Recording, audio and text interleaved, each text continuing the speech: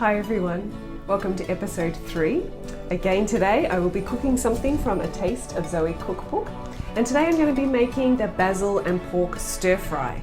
Now this meal is one of my kids' favourite meals to order when we go out to a Thai restaurant, but it's not something that I generally make when I'm cooking at home. So it could be a little bit challenging for me today, but I'm up for it. So first of all, let's go through the ingredients that we're using.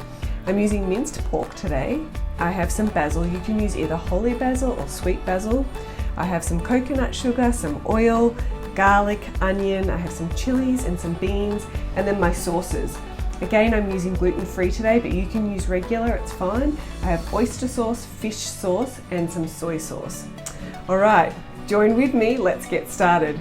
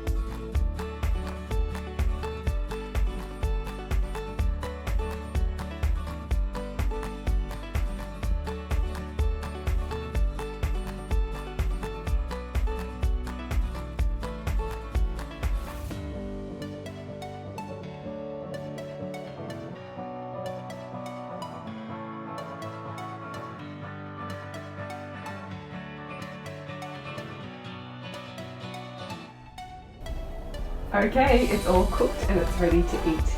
And it tastes really good too.